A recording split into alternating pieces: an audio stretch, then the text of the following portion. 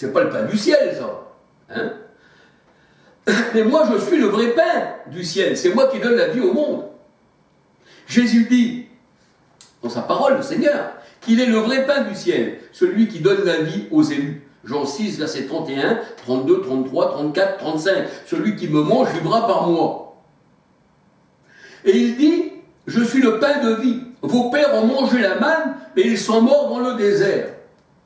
Donc vous parlez de la loi, mais vous êtes morts dans le désert, sans eau, sans esprit, sans Christ. Et Christ est mort en vain, puisqu'il nous a délivrés de la loi. Plutôt pour les Juifs qui étaient sous la loi. Nous, païens, on a été délivrés du péché d'Adam. C'est ce que je vous ai dit tout à l'heure dans le commencement de ma vidéo.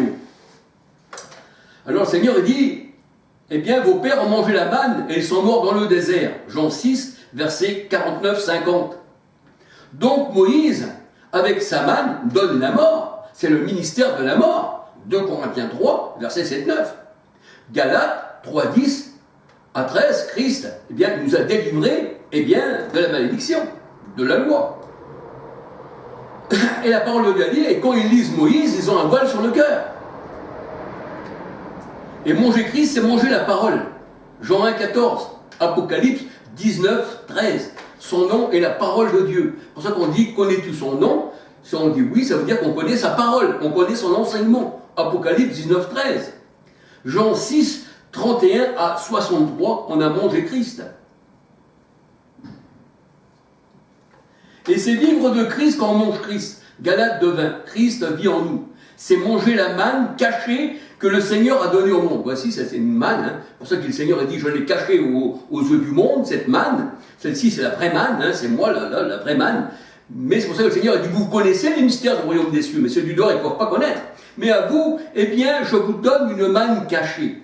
Apocalypse 2, verset 17. Et lorsque l'on sort de la loi du pays d'Égypte, c'est-à-dire le mont Sinaï, eh bien, la parole de Dieu, elle dit, quand on est en terre promise, en la nouvelle Jérusalem, eh bien, la manne a cessé. On ne mange plus de la manne. La manne qui donnait la mort, qui était infecte. Hein, vos pères en ont mangé, ils sont morts. Quand on sort du pays d'Égypte, donc Galates 21 à 31, cette Jérusalem qui tue les prophètes, eh bien, la manne cesse, parce qu'on mange un pain nouveau, qui vient d'en haut. Je suis le pain descendu d'en haut, disait le Seigneur. Alors on voit que Josué, eh bien, dit dans Josué 5, versets 9 à 12, lorsqu'ils sortirent, eh bien, du pays d'Égypte, la manne cessa. Ben oui, elle cesse cette manne qui était infecte. Ésaïe 9,15 nous dit, ceux qui conduisent le peuple l'égarent, et ceux qui se laissent conduire se perdent. C'est pourquoi le Seigneur ne saurait se réjouir de leurs jeunes gens, et avoir pitié de leurs orphelins et de leurs veuves, car tous sont méchants, impies, et ils ont tous leur bouche qu'ils profèrent des infamies. Ésaïe 9, versets 13 à 17. Et c'est pour ça que le Seigneur disait des pharisiens qui étaient sous la loi, un aveugle qui conduit un aveugle, eh bien ils tomberont tous dans la fosse. C'est ce qui est dit dans la parole de Dieu aussi, dans Exode 21, Exode 21 à 33, hein, si un homme met à découvert une citerne, une fosse, et si un homme on creuse une et ne la couvre pas, et qu'il y tombe un œuf ou un âne, eh bien, il gardera cette bête pour lui, ça veut dire, parce qu'il l'a mis dans sa fosse, donc la bête est morte. Quand vous tombez dans la fosse des pharisiens, eh bien, ça veut dire qu'ils vous ont tué, et le Seigneur a dit, moi j'en veux pas de celui-là, et vous la garderez. Hein. Tandis que le Seigneur, quand il est venu, il a dit, eh bien, voici le jour du sabbat, si un homme ou une femme, un de mes élus tombe dans la fosse, le jour du sabbat, ne devrait-il pas bien l'enlever de la fosse? Voyez-vous? Et ces gens-là, eh bien, la loi avait mis, eh bien, les brebis du Seigneur dans la fosse. Un aveugle conduit un aveugle et tombe dans la fosse. Et il incite les hommes à marcher dans la loi de Moïse. C'est ça, être dans la fosse. Ils incitent les hommes à marcher dans la loi de Moïse. Et marcher, c'est être séparé de Christ et déchu de la grâce. Marcher dans la loi de Moïse, c'est être déchu de la grâce, être séparé de Christ, de ne pas voir la vérité, de ne pas voir la foi et de ne pas voir l'Esprit Saint. Galates 5, 4.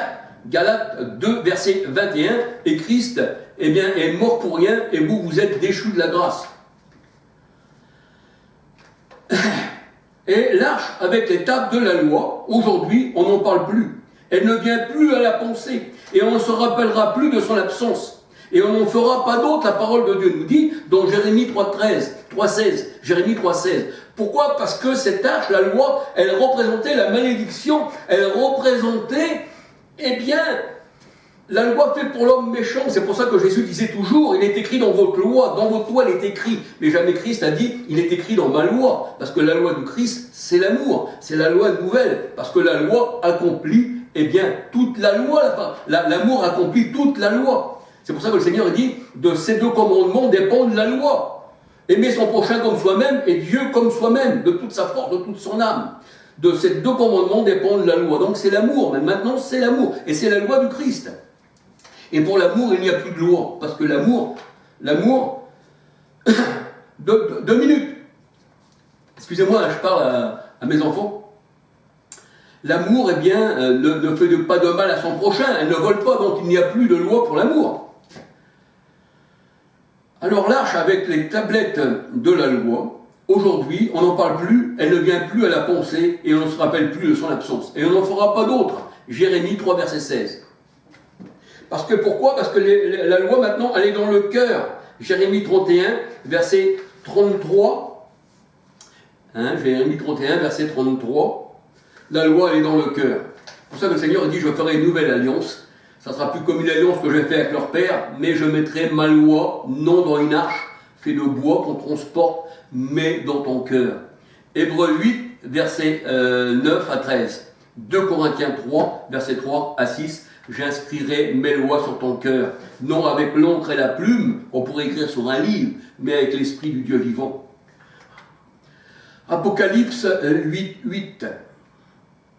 Alors c'est vrai que le mont Sinaï, la montagne embrasée, a été jetée à la mer comme les cochons de Gadara. Apocalypse 8, 8. Cette montagne embrasée qui prenait feu, qui a été jugée, qui a été jetée à la mer comme les cochons ont été dans la mer, eh bien c'était la malédiction. Le mont Sinaï, c'était ça. La table de la loi, l'Égypte, c'était ça. Et la parole de Dieu nous dit que Yeshua, c'est-à-dire Christ, a accompli la loi, les psaumes et les prophètes. Luc 24, 44. Donc il a accompli la loi, les psaumes et les prophètes, et Jean-Baptiste était le dernier prophète de la loi. Donc s'il a accompli tout ça, le Seigneur, pourquoi voulez-vous retourner là-dessous? Luc 16, 16 et Matthieu 11, verset 13. Alors écoutez-vous qui voulez être sous la loi. Écoutez-vous qui voulez être sous la loi, c'est ce que dit la parole de Dieu. Et là, il nous cite la parole de Dieu, elle nous cite cette Jérusalem actuelle qui tue les prophètes, qui vit selon la chair. Là, il y a deux alliances. Il y a Galates 4, 26, la nouvelle Jérusalem qui est notre mère, mariée à Christ. Mais il y a aussi Agar, la femme d'Abraham. Agar, la servante, je veux dire. Eh bien, ça, c'était la chair. On dit bien la servante. Galates 4, 21 à 31.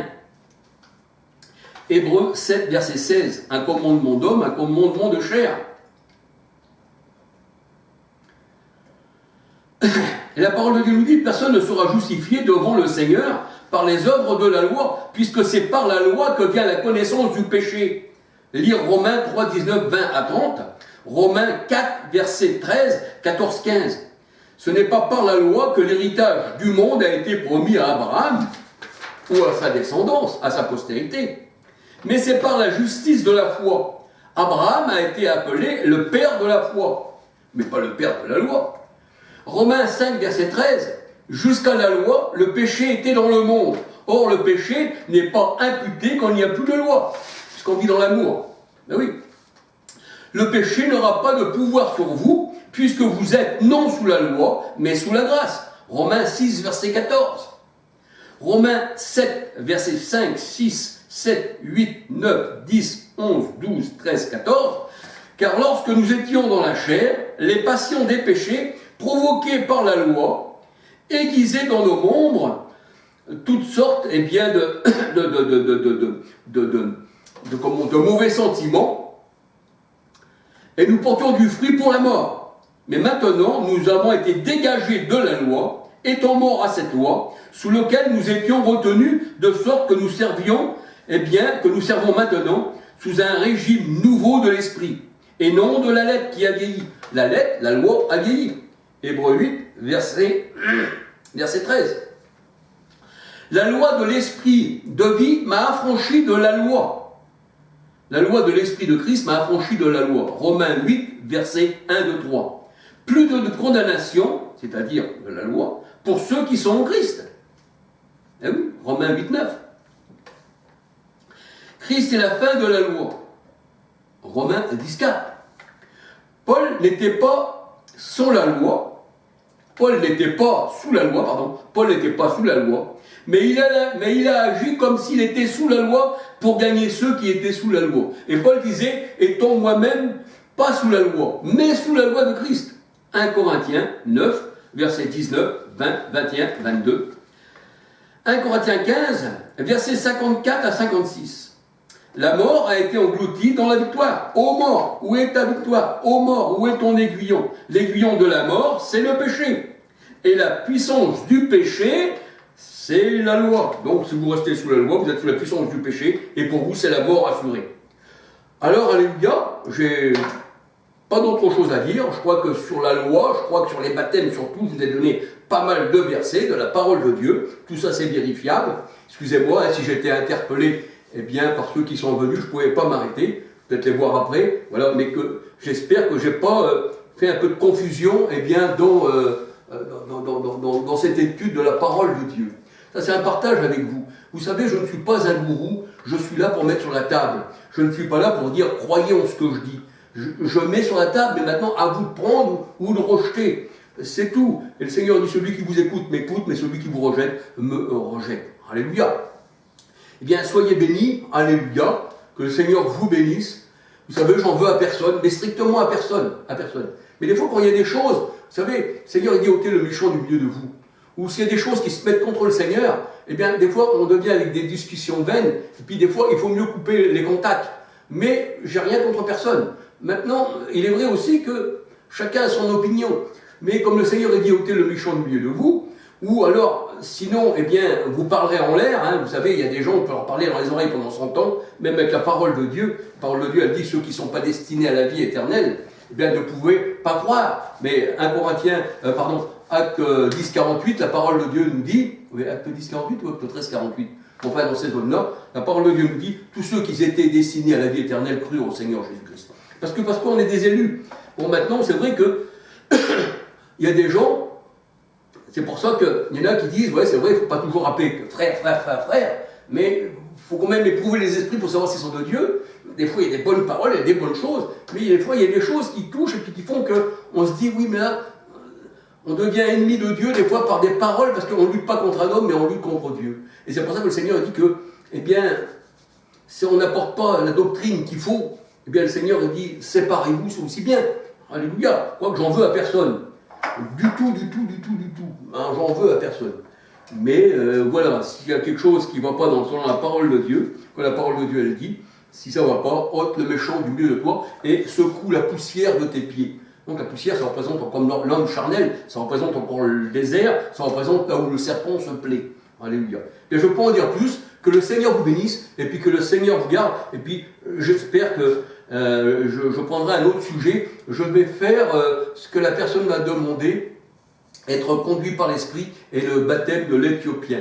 Alléluia. J'y pense toujours, c'est là, parce qu'il me fallait un moment, parce qu'il ne faut pas faire ça de moi-même, il faut que le Seigneur m'inspire. Alléluia. Eh bien, soyez bénis, tous. Et j'en veux à personne. Non. Alléluia. Gloire au Seigneur. Que le Seigneur vous bénisse.